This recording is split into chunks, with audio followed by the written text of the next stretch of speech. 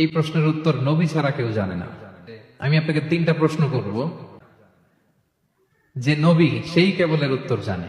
তা আপনি যদি উত্তর দিতে পারেন বুঝবো আপনি সত্য নবী। রাসূল সাল্লাল্লাহু আলাইহি ওয়াসাল্লাম বললেন, হ্যাঁ তুমি নির্ভয়ে বলো। তো সে যে প্রথম প্রশ্ন রাসূল সাল্লাল্লাহু আলাইহি ওয়াসাল্লামকে করতে আরম্ভ করলো যে মা হুয়া আউয়ালু আশরাতিস সাআহ, আপনি যদি সত্য নবী হয়ে থাকেন বলেন তো কিয়ামতের প্রথম আলামত কি?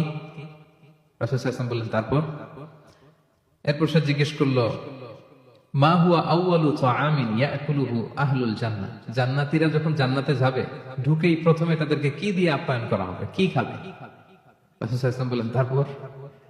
আব্দুল্লাহ ইবনে সালাম, তখনও তার নাম আব্দুল্লাহ ইবনে সালাম হয় না, তখন নাম ছিল হুসাইন বা হাসিন ইবনে সালাম। ইসলাম ধর্ম গ্রহণের পর রাসূল সাল্লাল্লাহু আলাইহি ওয়াসাল্লাম নাম দিয়ে দিলেন আব্দুল্লাহ।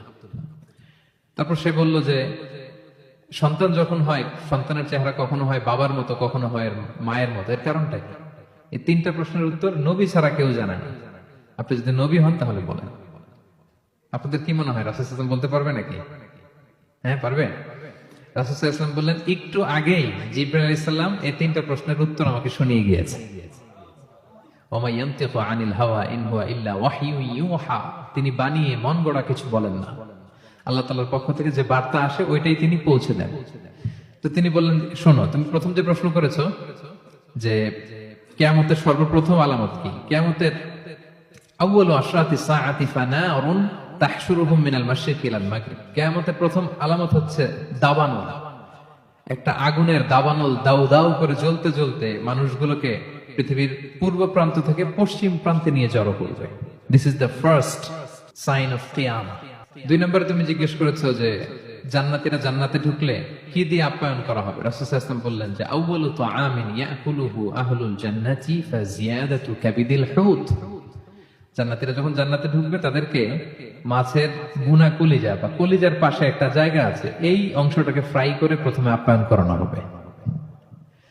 3 নম্বরে তুমি জিজ্ঞেস করেছো যে সন্তানের চেহারা কখনো বাবার মতো মায়ের মতো, কারণ এর কারণ হচ্ছে ফিজিক্যাল ইন্টিমেসির সময় যদি হাজবেন্ডের সিমেন প্রবল হয় তাহলে বাচ্চার চেহারা বাবার মতো হয়, আর যদি মায়ের যে ওভাম ডিম্বাণু এটা প্রবল হয় তাহলে চেহারা মায়ের মতো হয়। এই কথা শুনে আব্দুল্লাহ ইবনে সালাম চিৎকার দিয়ে উঠলো, সে বলল আশহাদু আল্লা ইলাহা ইল্লাল্লাহ ওয়া আশহাদু আন্নাকা রাসূলুল্লাহ, আমি সাক্ষ্য দিচ্ছি আমি মদিনার সবচেয়ে বড় ইহুদি পণ্ডিত, আমি তাওরাতের আলেম, আমি সাক্ষ্য দিচ্ছি যে আল্লাহ ছাড়া কোনো ইলাহ নেই এবং নিশ্চয়ই আপনি আল্লাহ তাআলার প্রেরিত রাসূল। তো এই হচ্ছে আব্দুল্লাহ ইবনে সালামের রাদিয়াল্লাহু তাআলা আনহু আরদার ইসলাম ধর্ম গ্রহণের ঘটনা। তিনি রাসূল সাল্লাল্লাহু আলাইহি ওয়াসাল্লামের ইন্তেকালের পরেও প্রায় 33 বছর বেঁচে ছিলেন। তিনি 43 হিজরিতে ইন্তেকাল করেছেন। ওনার নাম আগে ছিল হাসিন ইবনে সালাম। ইসলাম ধর্ম গ্রহণের পরে রাসূল সাল্লাল্লাহু আলাইহি ওয়াসাল্লাম বললেন তোমার নাম হচ্ছে আজকে থেকে আব্দুল্লাহ। কি নাম? আব্দুল্লাহ। পরে উনি পরিচিত হয়ে গেলেন আব্দুল্লাহ ইবনে সালাম নামে।